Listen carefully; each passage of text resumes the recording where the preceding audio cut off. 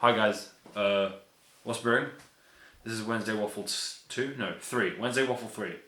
I already recorded like 4 minutes of a previous video, but then I realised that I didn't particularly like it and I wasn't that ready for it.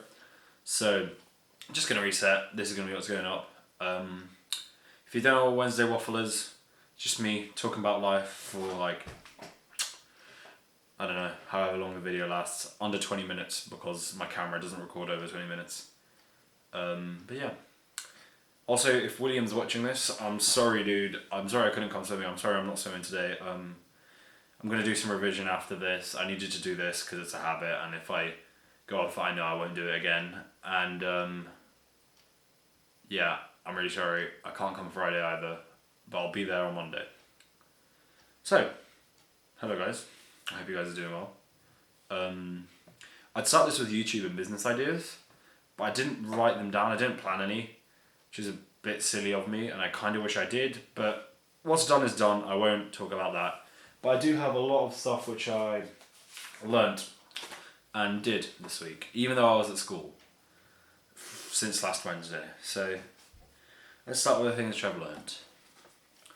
So one of the things which I've learnt is that my greatest fear is kind of like a sense of mediocrity, a sense of falling behind and just like not doing as well in my life as I could, but also just not being that good. My brother's been really active lately, and he's really been trying to improve himself, which I really vibe with, and it's great, and I can help him, and he can help me. He's 2 years younger than me, and the thing is, right, he's been very motivated. I know it's not going to last very long, but during this very motivated phase, I see all this happening, and I'm like, damn, I wish I could be like that, in a way.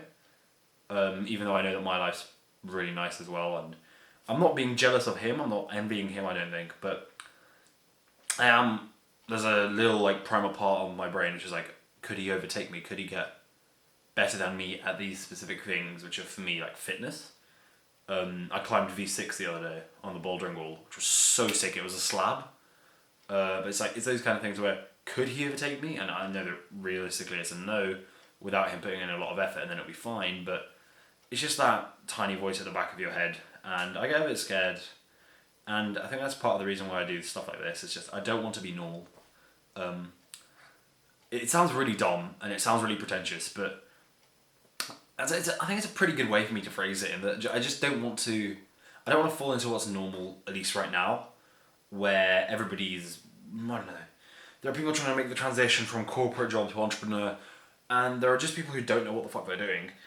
And for people in my year group, right, people just, again, they don't know what they're doing, they're completely clueless, they don't like their lives, or they do like their lives and they do nothing about it. It's just, it's really confusing, and I don't want to be like them. I just want to be, I want to be new, I want to be cool. It's going to be, yeah, I don't want to be mediocre. If you don't know, I've always wanted to go to Oxford University. That's probably the best way to describe me. Another thing I learned, tranquility trumps clarity. So a lot of the times when I don't do stuff, it's that I'm not clear enough. I'm not clear enough on what I want to do, and so I sit and, I don't know, watch YouTube. But tranquility is when you, I feel like it's when you accept that you don't know what you want to do. You accept that you're not clear, and then you become clear, and so then you start, or you don't start. Whereas the clarity is just, you know what you're going to do, you don't necessarily do it. It's probably a bad way to phrase it, and I might make a video about it at some point to just understand it more. But me and my mum, we went to a Buddhist temple in the local area. I've got some photos which I might pop on screen.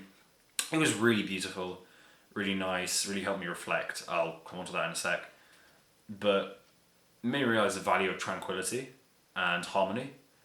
Harmony where there's a good quote which is like, harmony is when two people are not one but they're not two. You're on the same frequency, and so you work at the same rate, but you're still two separate people. It's a strange thing, but this tranquility and harmony really vibed with me, and I'm hoping to be more tranquil, which is more calm as well. So yeah.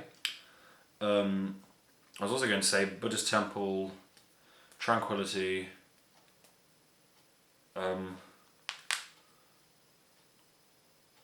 Oh yeah, reflecting. So I think that I need to reflect more on my life, and I think that everybody should as well. Find some time to just be peaceful. I was talking to my friend about this, Zaya, from one of the previous videos, and he was saying how what he'd love to do is to just sit by himself and watch the sun, which might sound depressing, but it's really nice. I really like it, and he really likes it. And I vibe with that so much. I'd love to just wake up really early and sit and watch the sunrise. I might do it over the summer actually, but yeah, it's that time for reflection without judgment, without the fear of time, without the like, without other people. It's just calm, relaxed. You just get to think or not think, and then through the absence of thought or slight thinking, you then have a lot more like realizations, which is what happened to me at the Buddhist temple. It was really nice, but I was talking about time, and this leads me straight on to the next thing which I've learned, which is that psychological time, or time which you believe is there but actually isn't. So like, let's say I'm going to give my example. I wanted to cook yesterday. I wanted to cook a nice little dessert with some flapjacks. But I came back from bouldering way too late because I spent way too long there. And so I started cooking at like 8, and it didn't get done until like 9:15. And even then I wasn't proud of the result because I told myself I need to do it quickly. And because of that, even though it was a nice meal, and it was a nice dessert, I didn't feel like I put my heart into it, and I didn't feel like I'd tried, and so I'd become a bit stressed over it, and I just didn't like it. And I've concluded that was probably because I thought I was under a time limit, and I realistically wasn't. And this, like, I draw parallels with this in my head, but my dad does a similar thing. If you're watching this, Dad, you can skip forward a couple seconds or you can watch it. The point is that sometimes when Dad cooks, he what he loves doing is he loves like perfect timing. Everything syncs, and so we get dinner done at 7. I think I would never be able to cook like that. Maybe Dad can, maybe he enjoys it, but I would never be able to cook like that because it would be too much stress, and for me the fun of cooking would just disappear. I'd be worried about getting it on time. I'd be worried about doing this and this, and just the quality would decrease. Whereas when you don't think about time, it's like what chefs do, right?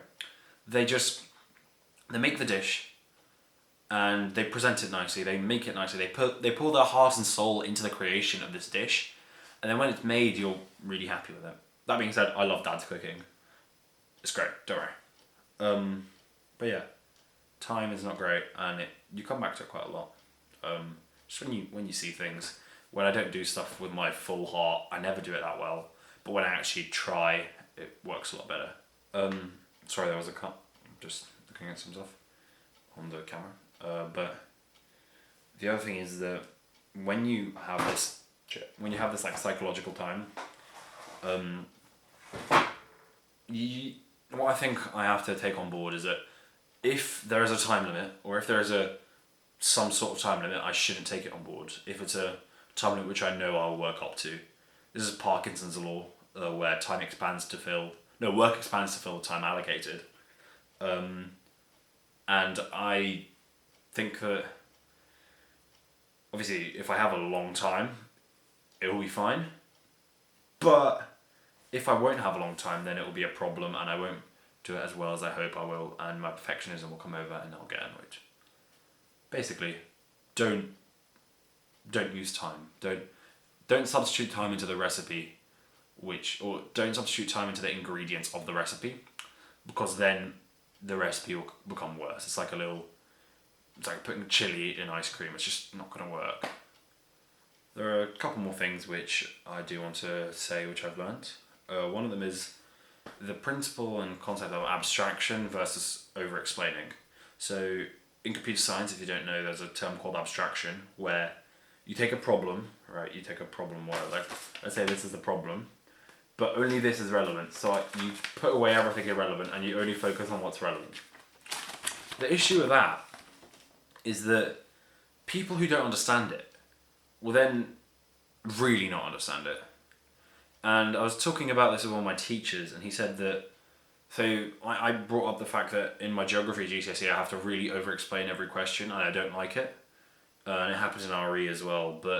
And he said that the thing is, over-explaining is a really important skill. And as soon as he said it, I was like, oh, of course it is. But it really helps to pitch ideas and to make people know that you understand, and it improves your confidence as such in how you do it. And that over explaining is so crucial, but I never look at it. I prefer the abstraction thing where I reduce it to minimum. If you look at any of my like books, other people have them laid out with nice little highlighted boxes around and stuff. I just have lists, I have boxes everywhere of just random stuff. Instead of using highlighters, I just like draw squiggly lines. Because I just don't like it. I don't like this whole over explaining thing. I think it's a massive waste of time, which I understand is an issue in and of itself. But I think that even if you bring that out of the way, I just naturally work fast and I pick up on things which other people say quite quickly, whereas there are other people who don't. And so this over explaining I dislike, and I like the abstraction bit. But what that made me realise is that for me, and I think for everybody, you have to strike a balance between over explaining and abstraction, where so with abstraction it's if you understand it, and over explaining is if you don't understand it. And you have to find that knife's edge balance where you can explain something where you seem confident about it, where you over explain, but also you don't make it too wordy. That's something which I don't like, and I'm imagining other people might not, but it's when someone explains something and they're like, oh yeah, and there are like 3 becauses in a sentence, and you're like, dude, I understood it after a couple becauses, you don't need another one. So that, you need to find a balance, and I think I need to search for that as well. And ironically, exams might be useful for that, because I don't like exams. Or I like exams, but I don't like exam technique. And so yeah, maybe it would be useful. My parents, my brother and my mum are about to come into the house in 3, 2, 1. In fact, they're in here right now. Give me 1 second. Guys, Mum. Say hello to Anton, guys. Hi. Look at this. Look at this creep. This troll.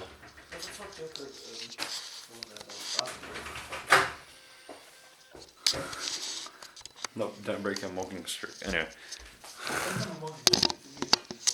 I don't know what any of those is. Right?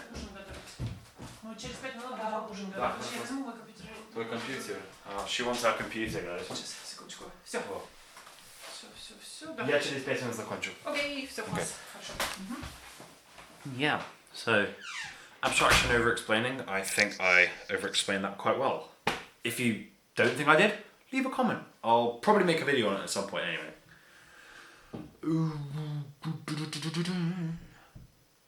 And there's a couple more things. One is that there's worse mindset, which I've really tapped into lately, where sometimes I just have to accept that there are things which are worse, and that my problems are just insignificant in comparison to it. This is related to a book series which I read called The Faithful and the Fallen, where there are 2 characters, Makun and Orgol, who went through shit. I won't give you the whole story because it's a while, but basically they got fucked. And I remind myself when I'm like swimming and I'm feeling tired that, Jesus Christ, people have gone through so much worse than I have. It's just like, I don't have a right to be annoyed when these people have gone through this. Okay, so now I only have 5 minutes 40 seconds left on the recording. So, stuff which I did. School. I'm at school, and I had one really good day where I had a song stuck in my head. I just really enjoyed it, and I wonder why. If you guys have ever had a day like that, drop a comment, whatever. I visited the Zen garden with my mum. That was great. Really enjoyed it. Again, recommend it to anyone who can do it. It's not a Zen garden. It's a Buddhist garden. It's a different form of Buddhism. But we went there. It was very nice. I totally recommend it. It's a great time to reflect and relax. And the most important thing, I got a message from Jai. Yes, the guy who made me start all this stuff. He messaged me because I messaged him and then he responded, which I was baffled about, and I'm so fucking glad he did. Basically what I've clocked is that I need to read more. So I think I might get a library. Or not get a library, I might go to the library and try to get some books there. So that's something which I did. And then there was this one realisation which I had, which was that what if a week was a day? it doesn't make sense when I say it, but what if, so I quite often get annoyed that I didn't spend my day as well as I could have. But what if that day was a week long, and I did everything I wanted to in that week? Why don't I have it that way then? Why do I let myself suffer when I know that there'll be time out later? Something which I hope to explore. But it's just made me realise that a lot of the stuff which I do worry about is just inconsequential even in the span of a week. It's a good prompt, even for like journaling, I guess, is that if this happened in a week, in a month, I've seen this before. Does it matter? No, it doesn't. So make your day a week long, and then problems won't affect you as much. Now onto my like really personal life. If you want, you can skip. But I finally climbed the V6. I climbed the V6 slab yesterday. It was so sick. I had a really weird toe hook start. It was great, man. I might put a video on screen, but it was really nice. Wait. Let's see if you can see that.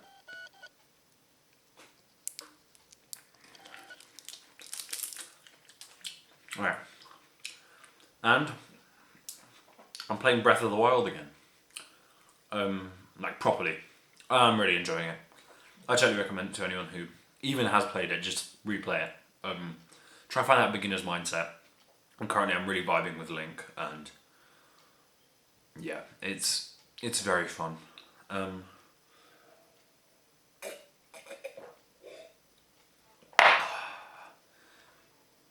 Well, I don't want to go overboard, but I will say just two more things. I have a quote and this other story. And probably something else. One, for all my waffle about time earlier, I feel like I'm on a time limit here. If anyone knows how to solve that, go ahead. But I do feel like each of these points would be better explained even longer. So maybe this is just the universe telling me that I need to make videos, you know? But then there's two things. I only have one thing. What was the other thing? There was a quote, there was that, and there was... I can't remember. Anyway, that just about wraps up my Wednesday weekly waffle thingy. This is quite unstructured, I guess, but I didn't really make that many notes this week, and I think I need to step up my game on that again. But yeah, I hope you guys found something in this. I'll leave you on this quote, which is from the book where Macquin and Orgel from earlier are from. And there's a quote which is truth and courage. I think it's just a very good motto to live by. It comes back to principles of stuff like stoicism, which I've gotten really interested in lately. But yeah, truth and courage. Be truthful and have courage in the face of adversity. And then everything will be alright. So yeah, I'll see you guys next week. And then after that, I think I might start regularly uploading. Like maybe this and a video weekly. Anyway, if you'd like that, just drop a comment. I promise the Wednesday waffle will be more succinct next week. Love you guys. Sorry for not coming to Swimming William. Hope Dad has a nice time in Poland. Anybody else who's watching it, you're epic. Smash the like, sub, I don't know. Have a good one, guys, and I'll see you next week. Peace.